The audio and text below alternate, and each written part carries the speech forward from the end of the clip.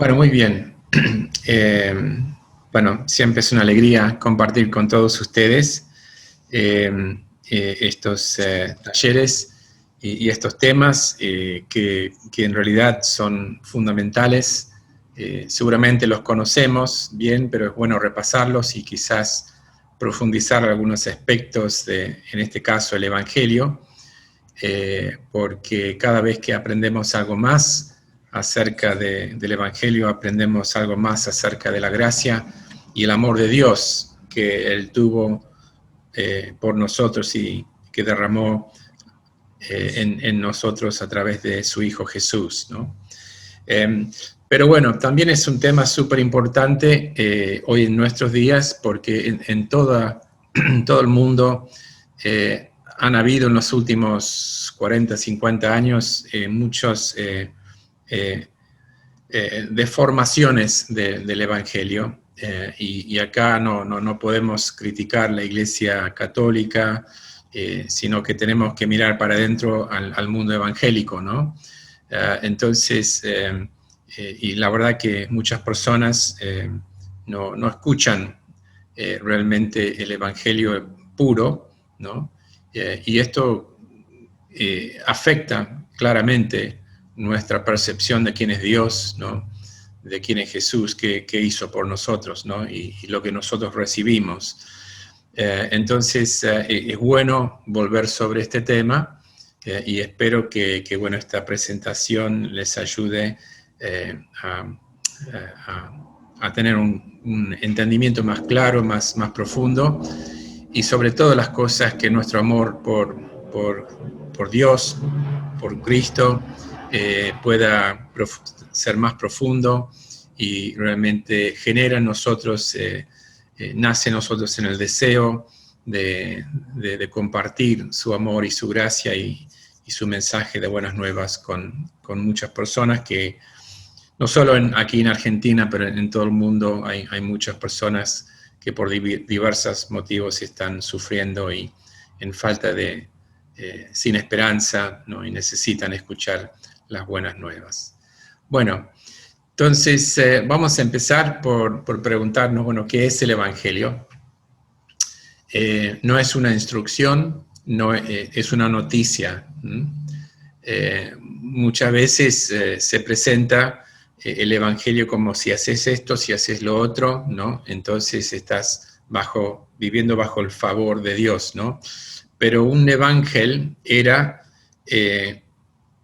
la noticia de un gran evento histórico que cambiaba la condición de sus oyentes, ¿no?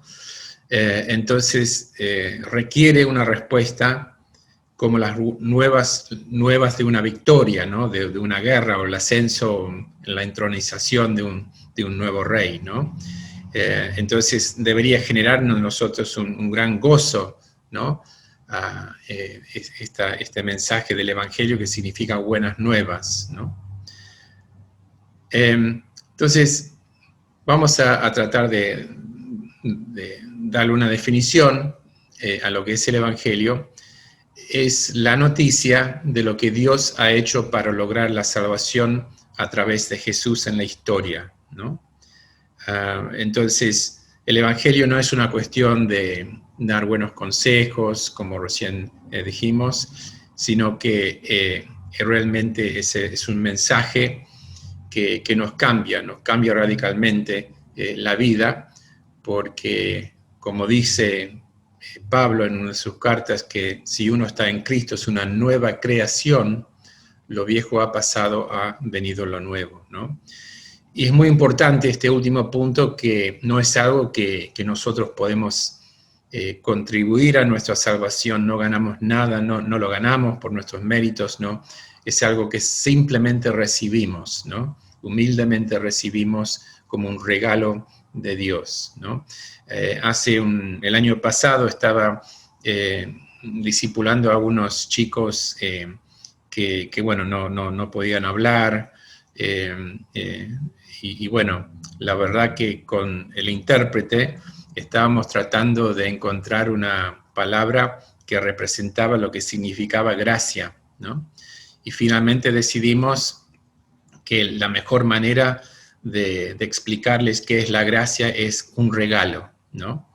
Y bueno, la gracia, la salvación es un regalo inmerecido, ¿no? De parte de Dios hacia nosotros, de cual nosotros jamás podíamos haber hecho algo para merecerlo, ¿sí? Y entonces, muchas veces cuando tratamos de explicar el Evangelio, es cierto que, bueno, los evangelios, los 4 evangelios que tenemos, hablan acerca de Jesús, de quién era, de dónde vino, ¿no? Y qué vino a hacer, ¿no? Y todo lo que Él logró por nosotros en su sacrificio en la cruz. Pero si vamos a entender con mucha claridad el porqué del Evangelio, bueno, no podemos simplemente confinarnos al Nuevo Testamento solamente. Es solo a la luz de la creación y después lo que pasó en la caída que realmente podemos entender el por qué tuvo que venir el Hijo de Dios a este mundo para redimirnos y dar su vida para nuestra salvación, ¿sí? Es muy interesante que cuando Jesús estaba acompañando a estos 2 discípulos en el camino de Emaús, ¿no? De repente dice ahí Lucas 24 que le empezó a hablar diciendo, empezando con Moisés y los profetas, que es una referencia a todo el Antiguo Testamento, les mostró desde el Antiguo Testamento como todo lo que fue predicho, todas las profecías, todos los tipos, todos los sacrificios anticipaban la venida del Mesías, ¿no? La encarnación, su vida, su sacrificio, ¿no? Y resurrección y ascensión al cielo, ¿no? Entonces, está todo ahí en el Antiguo Testamento. En el Antiguo Testamento era una preparación para este gran acontecimiento de la encarnación, ¿no? Que ahora próximo vamos a celebrar en Navidad, ¿no? Bueno, pero así lo explicó Jesús, empezando con Moisés y los profetas, ¿no? Entonces, cuando empezamos con el Antiguo Testamento, entendemos el todo, podemos entender desde ahí, ver todo el plan de Dios en toda la Biblia. Un poco ya lo vimos en la última charla del pacto y un poquito también en la primera charla sobre el propósito de la creación, ¿no? Pero si tuviéramos que definir el mensaje de la Biblia, lo podríamos definir bajo estos 3 encabezados: la creación, la caída y la redención, ¿no? Empezábamos con el propósito de la creación, después vino la caída, nuestra rebelión cósmica contra Dios, que a partir de la desobediencia de Adán, ¿no? Al mandamiento que Dios le había dado, y como consecuencia fueron echados del huerto del Edén y eran después enemigos de Dios. Y a partir de Génesis 3:15, como vimos en la última charla, Dios ya empezó, nos dio una primera mención de lo que Él iba a hacer, ¿no? Para remediar el problema de la caída del pecado, por lo cual el ser humano ya no puede hacer nada para restaurar su condición de favor con Dios, ¿no? Entonces, básicamente, para resumir estos 3 títulos, vemos que fuimos creados para ser morada de Dios, ¿no? Y adorarlo. Fuimos además creados a imagen de Dios para poder relacionarnos con Él. Es muy importante este tema de la imagen de Dios, porque así nosotros fuimos creados a imagen de Dios como, por ejemplo, el mundo animal no lo fue, ¿no? Entonces, a ser imagen de Dios tuvimos dominio sobre todo. Adán fue dado dominio sobre todo el mundo, sobre el mundo animal, sobre la creación, para gobernarlo para Dios, ¿no? Y es muy lindo lo que comparte Tim Keller, un predicador importante hoy en día en Nueva York, donde él dice que Dios nos creó para ampliar este círculo de amor que existía entre las 3 personas de la Trinidad, ¿no? Es un concepto muy, muy lindo, ¿no? Muy bíblico, creo, porque de repente Dios Padre, Dios Hijo, Dios Espíritu Santo existían en una perfecta armonía y felicidad y gozo entre ellos, no necesitaban nada más fuera de ellos, pero bueno, Dios decidió, bueno, vamos a ampliar este círculo de amor por crear al ser humano para que él también puede formar parte de este consejo, de esta triunidad, ¿no? O sea, en relación con nosotros, ¿no? Entonces, pensando en esto, con este fin, creó al ser humano y lo puso en el mundo, ¿no? Para ser los mayordomos de Dios en la tierra, ¿no? Y entonces, ¿cuál era el propósito original? Bueno, el propósito de todas las cosas es glorificar a Dios y extender su reino, ¿no? Entonces, viviendo como seres humanos en obediencia y en amor con Dios, en una relación de amor y paz con Dios, el propósito del ser humano iba a ser construir el reino de Dios o la nueva Jerusalén, ¿no? Pero después sabemos lo que pasó ahí en el Edén, que como dice por la Romanos 5:12, que por la desobediencia de un solo hombre entró el pecado al mundo, ¿no? Y así entró la muerte. Y explica que esa muerte espiritual, las consecuencias de ese pecado de Adán, fue imputado a toda la humanidad. Por eso todos nacemos pecadores y destituidos de la gracia de Dios, ¿no? Entonces, por eso era necesario que Jesucristo, que Pablo lo nombra el último Adán, en 1 Corintios 15:45, vino para darnos vida con Dios. Ya Adán, por su desobediencia, murió espiritualmente y nosotros también nacemos muertos espiritualmente. Y por eso era indispensable, entonces, la encarnación, la vida perfecta de obediencia bajo la ley de Dios, ¿no? El cumplimiento de la ley por nosotros y ofrecerse como sacrificio, que Él cumplió este primer pacto, no sé si recuerdan la última charla, ese pacto de obras, que Adán falló en hacer, bueno, Cristo lo hizo, pero lo hizo como para nosotros, como nuestro representante, como si nosotros estuviéramos en Él, ¿sí? Entonces, esa perfecta obediencia hace que nosotros solamente necesitamos recibir el regalo de vida eterna por la fe, ¿no? Y cuando eso sucede, tenemos paz con Dios y como recién mencioné, si estamos en Cristo, unidos a Cristo, somos una nueva creación. Es interesante acá como Pablo está pensando, hace eco de la creación original, ¿no? Se restaura lo que se perdió en Adán, ¿no? Lo viejo ha pasado, ha venido lo nuevo, ¿no? Y otro aspecto interesante de lo que Cristo logró por su vida perfecta, su sacrificio perfecto, resurrección de la muerte, es que nosotros nacemos de nuevo con una nueva naturaleza a imagen de Dios, que significa ser creado en santidad y justicia, tal cual como lo fue Adán en el principio antes de caer. Así lo explica Efesios 4:24. Entonces, por eso es tan importante empezar, ¿no?, al principio, porque cuando vemos el propósito de Dios, cuando vemos qué pasó en la caída, entonces ahí recién podemos empezar a entender por qué era necesario que el Hijo de Dios se encarnara, viniera a este mundo, ¿no? Y cuál era su misión, ¿no? ¿Qué tenía que hacer, ¿no? Para que nosotros luego, a través de su sacrificio, podemos ser reconciliados con Dios y estar en paz con Él a través de su sangre derramada por nuestros pecados, ¿no? Entonces, aquí estamos dando un pantallazo muy grande del mensaje bíblico, ¿sí? Entonces tenemos este texto que es Jonás 2:9, la salvación es de Jehová, ¿no? Esto es muy importante porque, bueno, la condición del hombre en la caída es que estamos completamente perdidos y incapaces de acercarnos a Dios. Hay un sinnúmero de textos bíblicos que hablan acerca de la condición del hombre caído en su pecado, ¿no?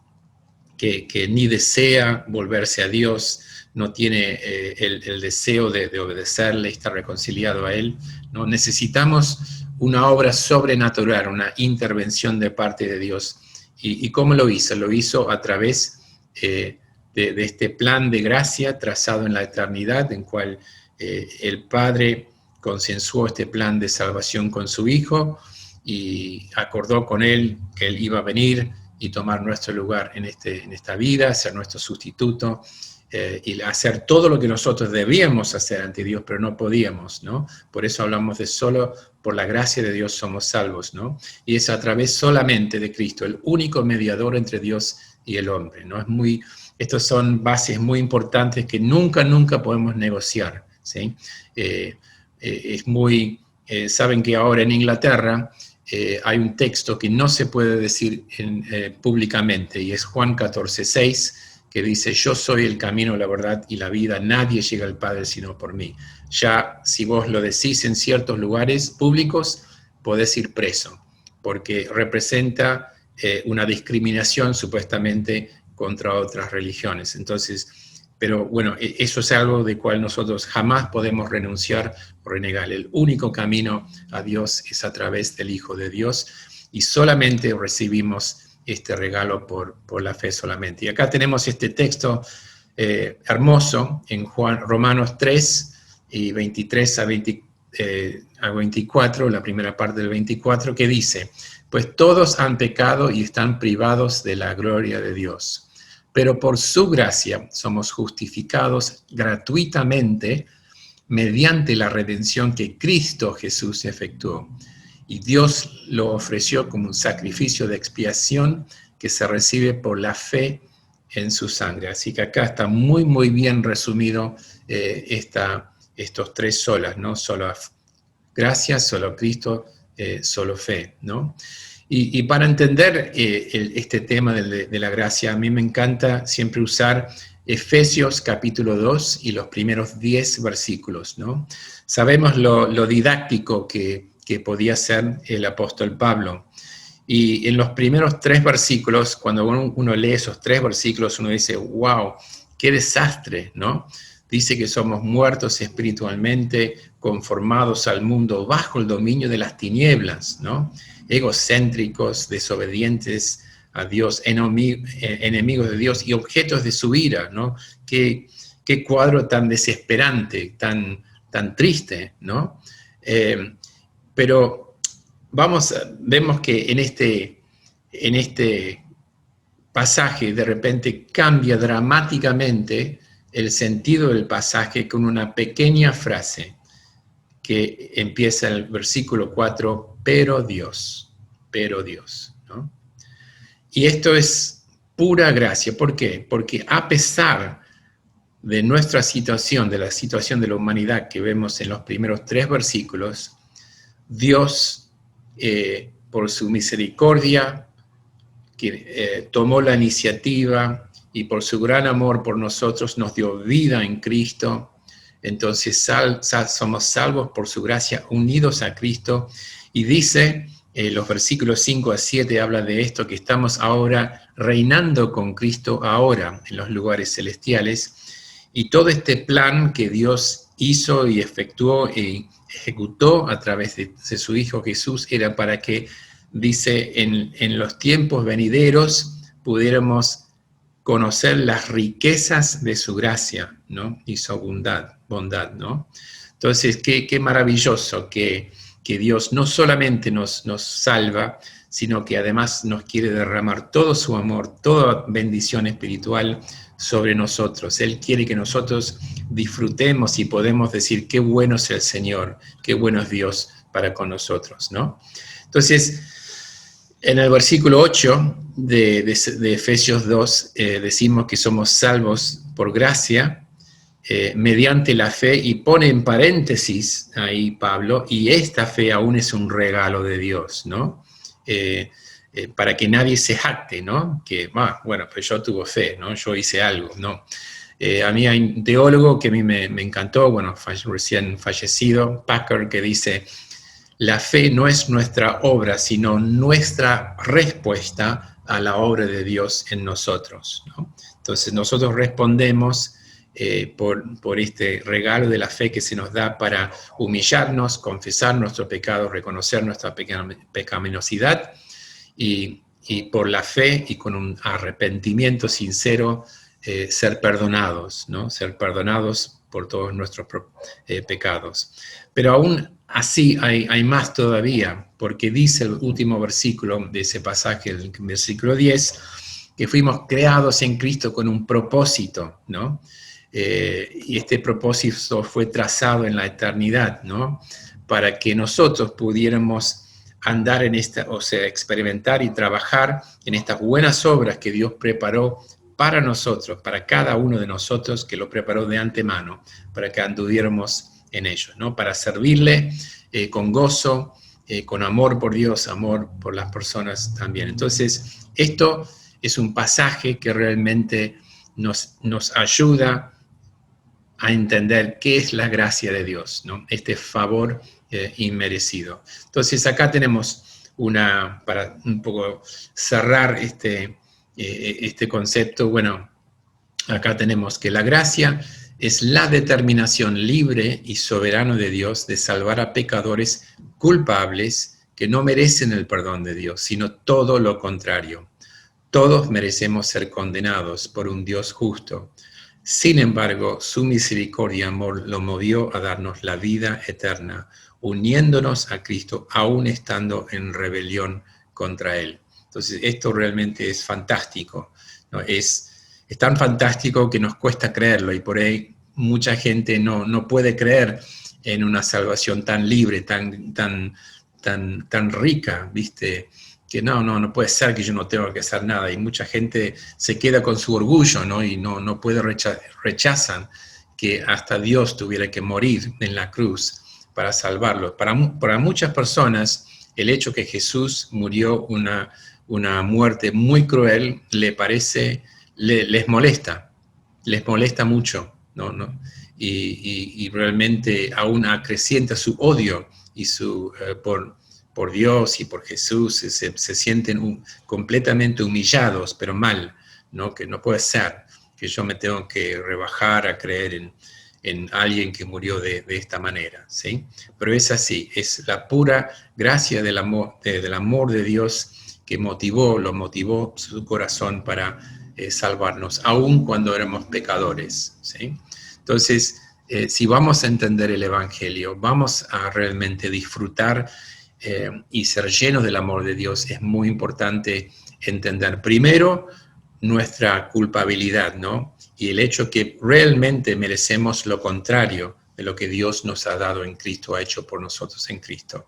Por eso es tan importante empezar en el principio. La creación, todo lo hermoso, el propósito fantástico que Dios tenía para la humanidad, para nosotros, lo arruinamos todo, ¿no? Completamente todo. Vivimos del otro lado de la calle, como se dice, ¿no? Como enemigos de Dios, tratando de frenar sus propósitos, etc. Y a pesar de todo eso, Dios, por adelantado, pagó toda nuestra deuda, ¿no? A través de Jesús, ¿no? Entonces, esto es fundamental, ¿no? Para poder entender este concepto, ¿no? Entonces, es muy importante también entender cómo la gracia de Dios obra en nosotros, ¿no? Y estos 10 puntos los comparto con ustedes, hay más, pero bueno, quizás podemos ir pensando, bueno, cómo Dios nos ha tocado nuestra vida, nos ha transformado, nos libera de la esclavitud del pecado, de la religiosidad, ¿no? Realmente somos libres, recién lo mencionó Leo ahí en su oración, ¿no? Juan 8, 32, 33, ¿no? Somos libres en Cristo, libres de pecar, estamos libres para vivir una vida que agrada a Dios, disfrutar de vivir en la presencia de Dios. Y entonces somos librados de vivir en el pasado bajo condenación y temor. ¿Cuánta gente en las iglesias hoy aún no están en paz porque sienten como Dios, ellos mismos no se pueden perdonar, ¿no? Qué triste, ¿no? Ellos pueden creer que Dios les perdona, pero ellos no se perdonan a sí mismos, ¿no? Y eso es muy triste. Pero bueno, para los que realmente creen en Jesús y en su obra en la cruz por nosotros, somos librados de esta condenación, de este peso, ¿no? vivir bajo este yugo de condenación y de temor, ¿no? Y cuando empezamos a entender la gracia de Dios, la misericordia que tuvo con nosotros, ¿no? La bondad que Él tuvo para con nosotros, entonces ahí aprendemos a vivir libres y en amor, ¿no? Y podemos tener una actitud de misericordia, de comprensión, ¿no? Y paciencia con otros, ¿sí? Porque solamente nos tenemos que recordar lo que Jesús hizo por nosotros para después mirar a otros a través de los ojos de Jesús, ¿no? Y pensar, bueno, todo esto lo hizo por mí, ¿cómo no voy a ser misericordioso con otros? Entonces aprendemos a perdonar y ser perdonados, ¿no? También confesar cuando hacemos cosas mal, ¿no? Y bueno, y a través de poder mirar a otros, a través de los ojos de Dios, de su amor, de su gracia, crecemos en ser más amorosos y pacientes con las fallas de otros, ¿no? Qué importante es esto, ¿no? Porque obviamente ninguno de nosotros somos perfectos y todos estamos aprendiendo, todos estamos creciendo en la gracia, en el camino de Dios, ¿no? Entonces ahí aprendemos a aceptarnos los unos a los otros, ¿no? Y uno piensa, bueno, somos todos creyentes, es puro amor entre nosotros, y bueno, sabemos que no es tan así, y que estos son cosas y áreas en nuestra vida, en nuestra relación con Dios y con otros que tenemos que trabajar, ¿no? Por eso, si entendemos la gracia y toda la misericordia y perdón de Dios y la paciencia de Dios para con nosotros, no vamos a exigir a otros que sean perfectos, no vamos a ser hipócritas, ¿no? Entonces, finalmente somos lo que somos por la gracia de Dios. Este fuera el testimonio del apóstol Pablo, ahí en 1 Corintios 15, 10, ¿no? Y él hace testimonio de cómo la gracia de Dios trabajó más en él que los otros apóstoles, ¿no? Y él reconoce, no fui yo que estaba trabajando, sino la gracia de Dios en mí, ¿no? Y la gracia de Dios está trabajando en nuestras vidas ahora, hoy, ¿no? Entonces, qué importante es reconocer que no solamente somos salvos por gracia, sino que vivimos por gracia, vivimos en pura dependencia sobre Dios, ¿no? Cuando entendemos eso, que necesitamos caminar con Dios todos los días, de su mano, ¿no? Arrepintiéndonos, buscando su presencia diariamente en nuestra vida, entonces vamos a conocer la bondad, las bendiciones de Dios, su amor, su cuidado paternal, su guía, ¿no? A través del Espíritu Santo y su palabra, ¿no? Y también en nuestra debilidad, nuevamente el testimonio de Pablo es cuando recuerdan que él tenía este aguijón en la carne y le pidió 3 veces, le rogó 3 veces a Dios, diciendo, bástate mi gracia, respondió Jesús. Yo no necesito sanarte, vos no necesitas una sanidad física. Basta con mi gracia, porque mi poder se perfecciona en tu debilidad, ¿sí? Entonces, cuando entendió eso, Pablo, él dijo, bueno, voy a regocijarme en mis debilidades para que pueda ver aún más el poder de Dios en mi vida, ¿sí? Entonces, aunque somos débiles, tenemos el recurso, ¿viste? De la gracia de Dios sobre el cual dependemos, y Él nos da gracia para todas nuestras necesidades. Yo recomiendo que después de este momento lean tranquilamente el Salmo 103, el Salmo 103 del 1 al 14. Es un pasaje que habla de la pura gracia de Dios con nosotros. Es realmente fantástico, ¿no? Y ahí vamos a ver con más profundidad el amor de Dios hacia sus hijos, hacia nosotros, ¿no? Bien, bueno, el segundo solo que tenemos que ver es que nosotros somos salvos a través de Cristo. ¿Por qué? Bueno, es bueno tenerlo en claro, porque Él era el único persona de la Trinidad que era 100% Dios y 100% hombre, ¿no? Y por eso no había otro capaz de salvarnos, ¿no? Quizás no nos cayó la ficha de esto, ¿no? Pero yo leí una vez estudiando sobre este tema, el autor decía que ni Dios podía elegir cómo salvarnos. La única manera que nos pudo salvar y nos salvó es a través de la cruz.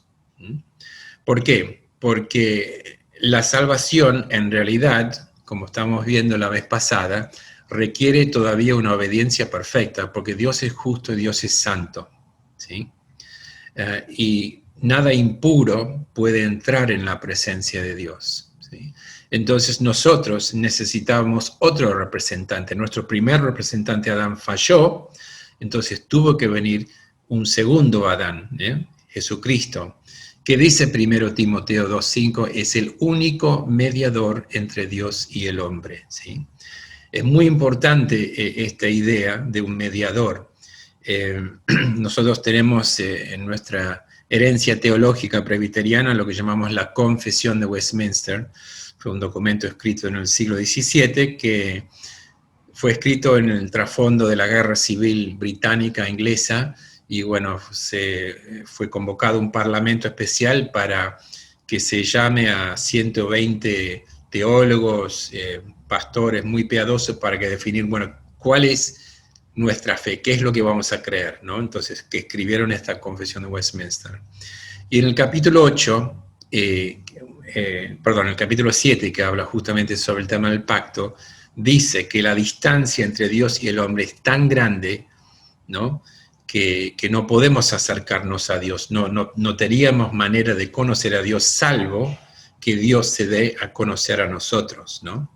Y por eso esta idea que Dios hizo eso a través de su Hijo, que se encarnó y fue como nosotros, vivió como nosotros, era un hombre común y corriente, viviendo ahí en la tierra prometida, en Israel, no en Judá, y era un carpintero, ¿no?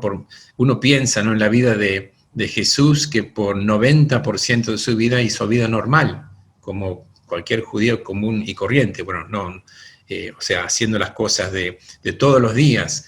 Probablemente José, que no fue su padre, pero bueno, su padre terrenal, murió porque era bastante más grande de María y se tuvo que hacer cargo de la familia también, ¿no? Entonces, aprendió todo acerca de la vida, ¿no? Tuvo que asumir todas las responsabilidades que nosotros ahora tenemos, y por eso dice esa hermosa carta a los hebreos que no tenemos un sumo sacerdote que no nos compadece. Él entiende todo lo que nosotros vivimos, Él entiende todas nuestras debilidades, ¿no? Y por eso tenemos a alguien a quien podemos ir al trono de gracia para recibir ayuda en tiempo de necesidad. Por eso Jesucristo fue hecho perfecto, dice la carta a los hebreos, por su obediencia, para luego ofrecer su vida como sacrificio. Y es ahora nuestro sumo sacerdote en el cielo. Él sigue siendo nuestro mediador en el cielo, intercediendo por nosotros. Entonces, todos los propósitos de Cristo, de Dios, se cumplen en Él, ¿no? Y todas las cosas, el plan de Dios es reunir todas las cosas en el cielo y en la tierra en Cristo, ¿no? Y es en Cristo que recibimos toda bendición espiritual, dice Efesios 1:3, y 2 Corintios 1:20 dice que todas las promesas son el sí y amén para gloria de Dios, ¿no? Entonces, todo lo que nosotros recibimos de Dios solamente lo recibimos a través de Cristo, ¿no? Entonces, qué maravilloso, ¿no? Este plan de Dios y todo lo que nosotros recibimos en Cristo. Por eso, uno de los temas sobresalientes de Pablo en sus cartas es lo que llamamos nuestra unión con Cristo. Cuando Pablo habla de que estamos en Cristo o en Él, ¿no? Estamos espiritualmente unidos con Cristo. Él está en nosotros y nosotros estamos en Él, ¿no? Y dice Pablo en Romanos 8 que nadie y nada nos puede separar del amor de Dios en Cristo, ¿sí? Qué fantástico, ¿no? Entonces, y el propósito de esta redención es hacernos semejantes a Cristo, así lo dice 1 Corintios 15:49. Un día llevaremos la imagen del hombre celestial, ¿no? Con ese fin, Dios ahora está trabajando en nosotros, porque Cristo y solo Cristo es la fiel imagen de la gloria de Dios. Y nuestro propósito en la vida desde la creación era vivir para la gloria de Dios, ¿no? Entonces, bueno, hay mucho más que podemos decir sobre eso, pero es toda una materia, cristología, pero no hay tiempo hoy. Y bueno, ¿cómo recibimos esta tremenda salvación, este regalo de la gracia, ¿no? Y bueno, dice, ya vimos que lo recibimos por la fe solamente, no hay nada que podemos hacer para contribuir, para ganarnos el favor de Dios.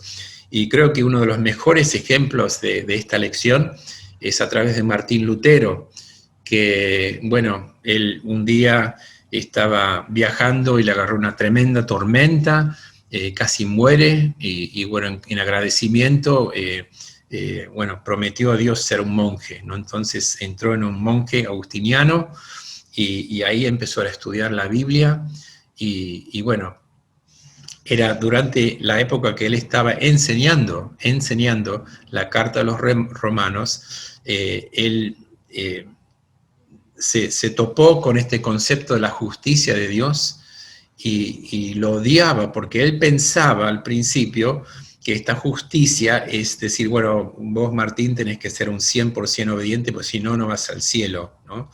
Entonces tenía esta idea de los méritos y la obra, limpiaba el monasterio, se confesaba hasta 3 horas por día con su mentor, ¿no? Y porque no tenía esta paz, hasta que estudiando Romanos 1:17, entendió que esa justicia no es algo que nos condena, sino más bien que recibimos en Cristo por la fe solamente, ¿no? Entonces, y acá dice que cuando entendió esto, dice, aquí sentí como si hubiera nacido de nuevo y entré en el paraíso mismo por las puertas que había sido abiertas, ¿no? Qué experiencia tan fuerte, ¿no? Y bueno, esto es la manera que nosotros recibimos estas salvaciones por la fe solamente. Ahora, es muy importante este tema de la justificación por la fe. Y es un poco más de simplemente decir, bueno, fui perdonado, tuve fe, ¿no? Decimos que en la Reforma protestante, el principio material, o sea, el principio sobre el cual giraba todo este nuevo descubrimiento del Evangelio, era este principio de solamente por la fe somos justificados. Y cuando nosotros confesamos nuestros pecados, nos arrepentimos y confiamos en Jesús, en su obra, descansamos sobre su obra por nosotros, recibimos el perdón total de todos nuestros pecados pasados, presentes y futuros, ¿sí? Pero hay otro tema que es muy importante entender. Lo que pasó en la cruz y cuando nosotros recibimos a Cristo por la fe, es que hay una doble imputación, es un término legal, ¿no? Romanos 5:12 dice que el primer pecado de Adán, las consecuencias fueron imputados a nosotros, ¿no? Entonces, si entendemos que Cristo tuvo que cumplir ese mismo pacto que Adán falló en hacer, lo hizo para que su justicia en vida, su perfección sea imputado a nosotros por la fe y nuestros pecados fueron imputados a él. Por eso, en la cruz, Jesús exclamó, mi Dios, ¿por qué me está desamparando? ¿No? Y lo que estaba pasando en ese momento es que Dios estaba descargando su juicio, su ira y sobre todos nuestros pecados, sobre el cuerpo de Cristo en la cruz. Y por eso en ese momento se sintió separado de su Padre. Es tremendo, es como pasó por el infierno por nosotros. Por eso hay un principio legal que uno no puede ser doblemente juzgado por el mismo crimen. Ya lo pagó Cristo, entonces Dios no va a volver a recordarnos nuestros pecados o usarlos para condenarnos. Ya está. Ahora nos ve revestidos de la justicia de Cristo y por eso dice Romanos 5:1 que justificados por la fe tenemos paz con Dios, ¿sí? Y nuevamente un dicho de este teólogo Packer que me encanta, que es muy educativo, dice, la justificación por la fe es el día de juicio adelantado para el creyente. Ya no tememos más un juicio con respecto a nuestra eternidad. Ya está, porque Cristo pagó y saldó nuestra deuda en la cruz, ¿sí? Entonces, esto es fundamental, porque ahora Dios nos declara, como si fuera el juez, no culpables, porque nos ve revestidos de la justicia de Cristo, como si nunca hubiéramos pecados, ¿no? Por eso, esto fue una experiencia tan fuerte para Martín Lutero, como lo fue también para muchas personas en la época de la Reforma. Porque en el contexto de la Reforma, la Iglesia Católica enseñaba, como enseño hoy, que uno tiene que hacer méritos para ser salvo, ¿no? Y claro, hay personas que se matan tratando de buscar paz con Dios por sus méritos y no lo encuentran porque no se puede, ¿sí? Entonces, este principio, esta enseñanza de la justificación por la fe es muy importante. Lutero lo llamó el artículo de fe por el cual la Iglesia cae o queda parado, ¿sí? Y Calvino lo llamó, es la bisagra sobre cual toda verdadera religión o experiencia de fe gira, ¿no? Porque como dice la palabra de Dios, Hebreos 6, sin fe es imposible agradar a Dios, ¿no? Entonces, bueno, quería compartirles, me explayé un poco sobre esto porque es muy importante, porque bueno, al tener el perdón total de Dios, ya Dios nos mira ahora no como un juez, sino como nuestro Padre Celestial. Somos hijos de Dios, justificados y adoptados a través del Espíritu Santo en Cristo, ¿sí? Esto es verdaderamente maravilloso, ¿no? Y por eso somos libres de toda condenación. Pero ahora tenemos a otros conceptos centrales del Evangelio que son importantes hablar. Bueno, la redención, ¿no? La redención, que significa que fuimos comprados, ¿no? Comprados por la sangre de Cristo, Efesios 1:7. Cristo pagó el precio para nuestro rescate. Entonces ahora pertenecemos a Dios, ¿no? Somos sus esclavos, somos hijos de Dios, ahora vivimos bajo el techo de su familia, ¿no? Somos parte de la familia de Dios, pero se tuvo que pagar un precio. Ese pago fue la sangre de Cristo derramado por nosotros, ¿sí? Esa preciosa sangre de Cristo. Entonces, el segundo punto es que, bueno, somos reconciliados con Dios, ¿no? Segundo Corintios 5, 18 a 21, si me permiten, lo voy a leer, porque es muy impactante y es muy importante poder realmente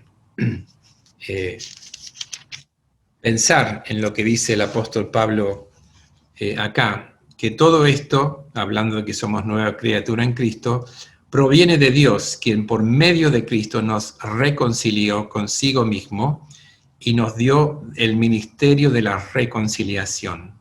Esto es, que en Cristo Dios estaba reconciliando al mundo consigo mismo, no tomándole en cuenta sus pecados y encargándonos a nosotros el mensaje de la reconciliación.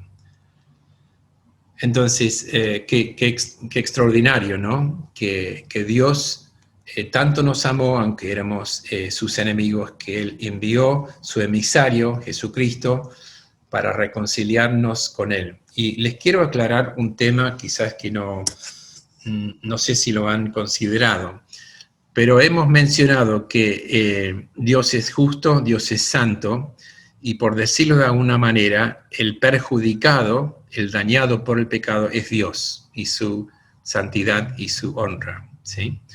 Entonces, de alguna manera, pensando en un juicio, ¿no?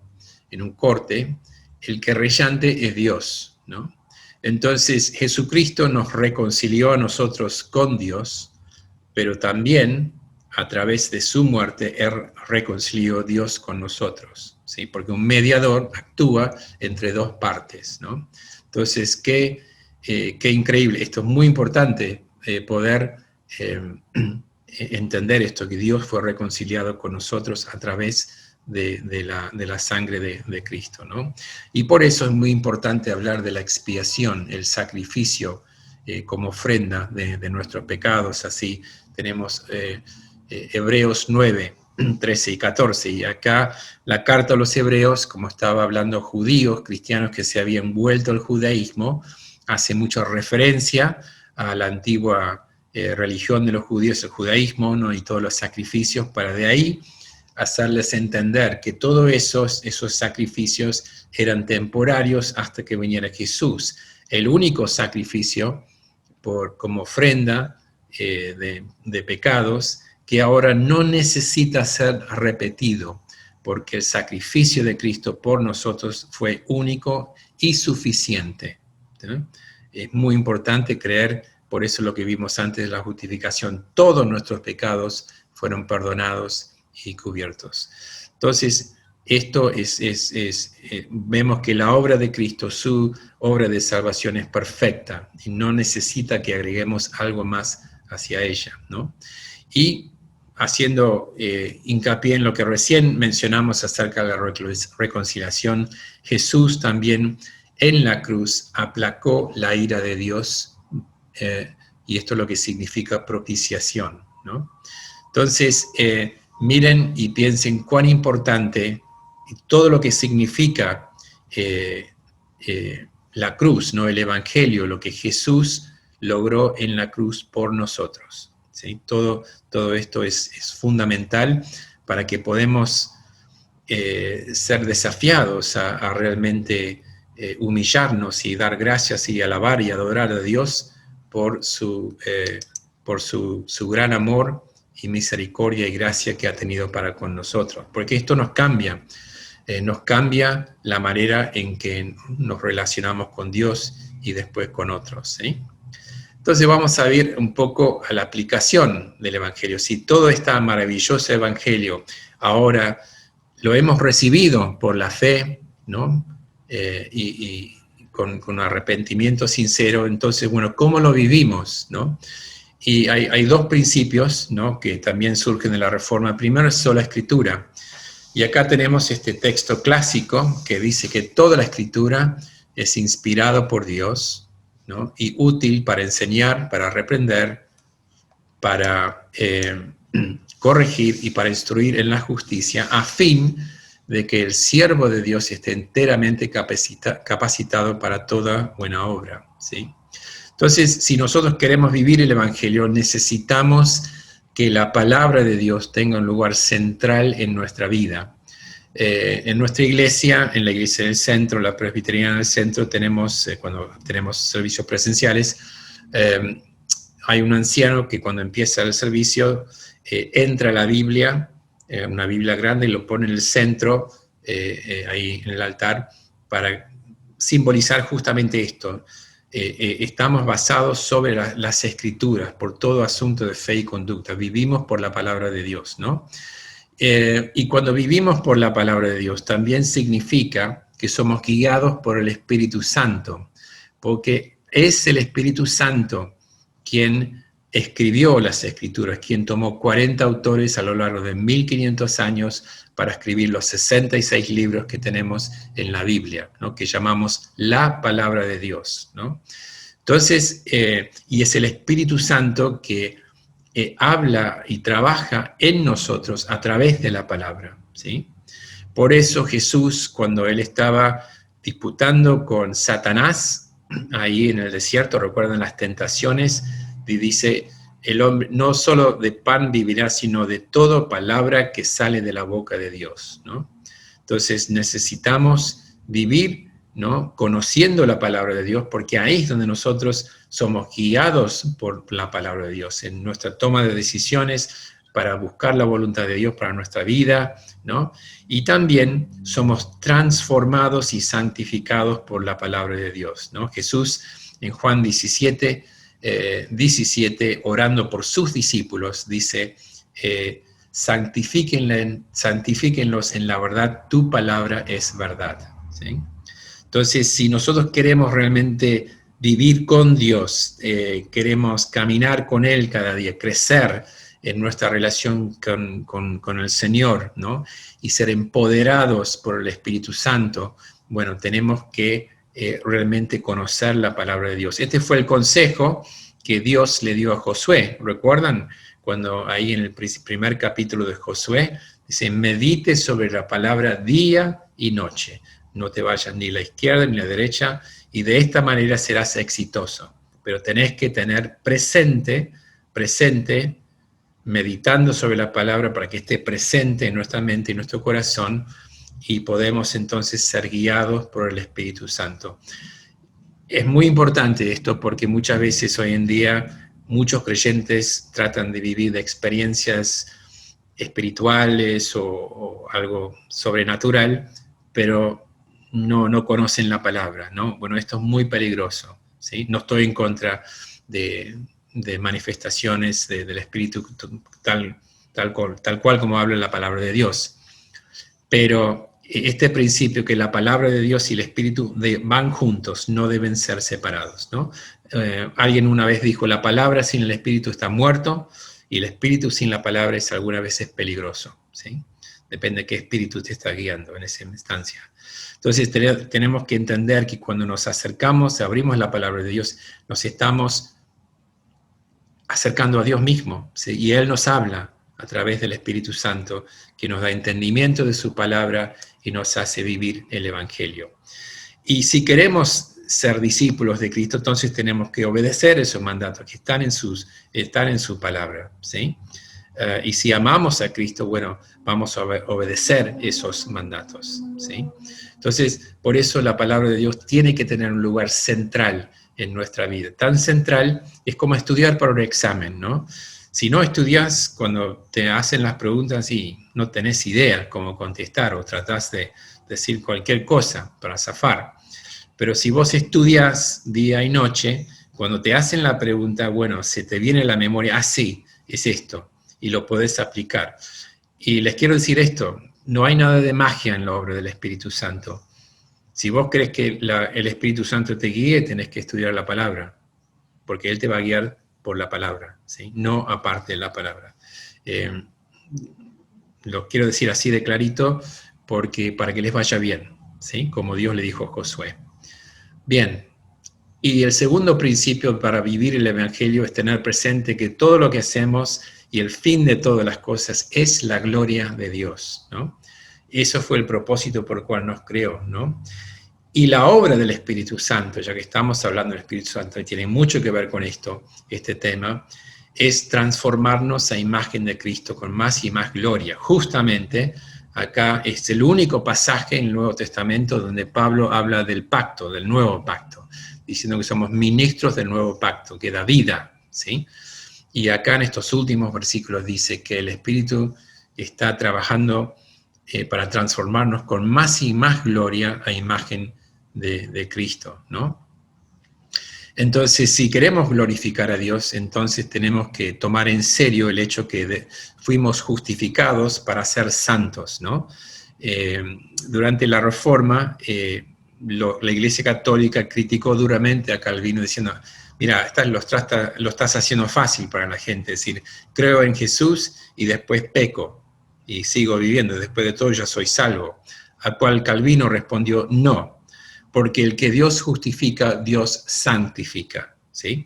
Cuando somos justificados, cuando creemos en Jesús, cuando somos convertidos, el Espíritu Santo mora en cada creyente y empieza este trabajo de santificación, de hacernos cada vez más como Jesús y de dejar atrás nuestras viejas conductas y costumbres que desagradan a Dios y reemplazarlos, ¿no?, con esas conductas y comportamiento que agrada de Dios, ¿no?, y que lo glorifica.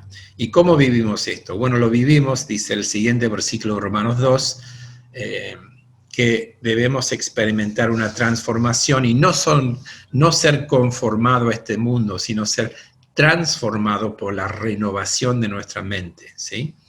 Si queremos ser renovados, entonces piensen en esto, hay 3 versículos que hablan acerca de la renovación. Romanos 12:2, Colosenses 3:10 y Efesios 4:23. Y las 3 textos bíblicos dicen que la renovación empieza por la mente, ¿no? Entonces, Dios nos renueva a través de su palabra, por la obra del Espíritu Santo, para cambiar nuestra manera de pensar, nuestra manera de sentir y, por último, nuestra manera de actuar. Porque termina ese versículo, Romanos 12:2, diciendo que somos transformados para hacer la voluntad de Dios, que es buena, perfecta y agradable, ¿no?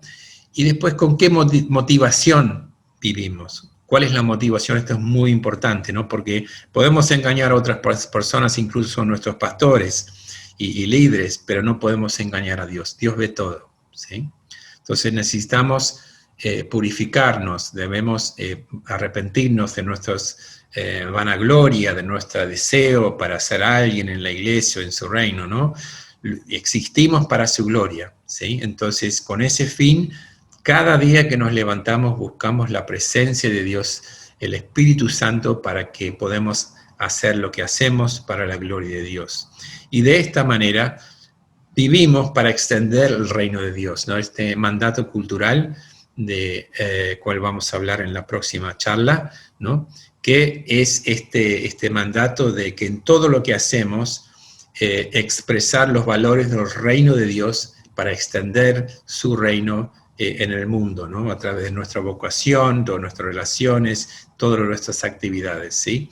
Por eso había este político que también fue teólogo, que Abraham Kuyper, fue un teólogo del fines del siglo XIX, principio XX, que cuando se inauguró una universidad en Holanda, la Universidad Libre de Ámsterdam, en su discurso inaugural dijo: no hay un centímetro en todo el universo sobre el cual Cristo no exclama, es mío, ¿sí? Entonces, con esta mentalidad debemos ahora vivir el Evangelio, estas buenas nuevas, una vida transformada, con esta nueva naturaleza que Dios nos dio a través de nuestra recibir Cristo en nuestro corazón por la fe, ¿sí?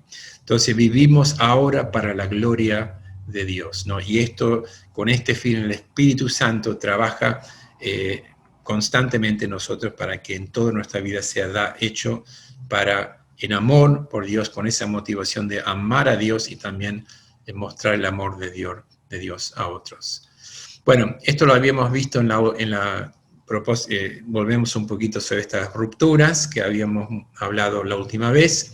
Entonces, el alcance del Evangelio es absolutamente todas las esferas de la vida. Y acá tenemos un lema que nos dice: tan lejos como se encuentra la maldición. Y esto quiere decir, si la maldición, la caída, afectó absolutamente todo, no solamente nuestra relación con Dios, sino con nosotros, la creación, la cultura, la redención no puede tener un alcance menor, ¿sí?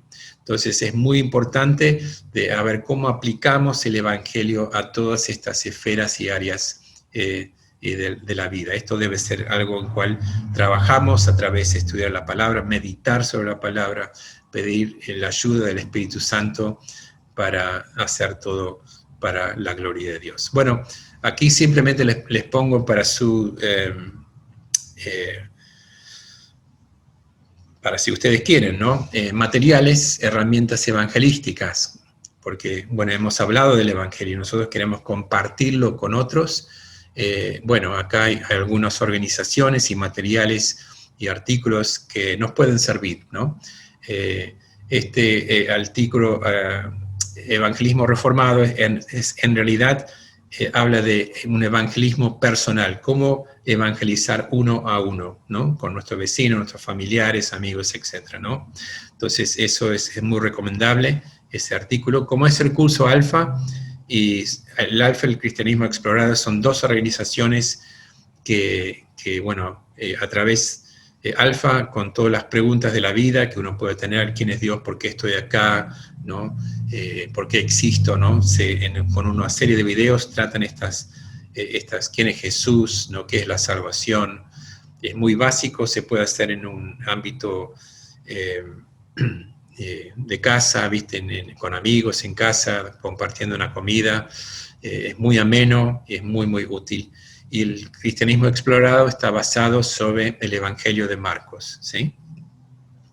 Después acá tengo un material sobre Timothy Keller, qué es el Evangelio, y también, bueno, la salvación bíblica, un artículo que explica bien cómo debemos presentar o argumentar el Evangelio hablando con otros, ¿sí?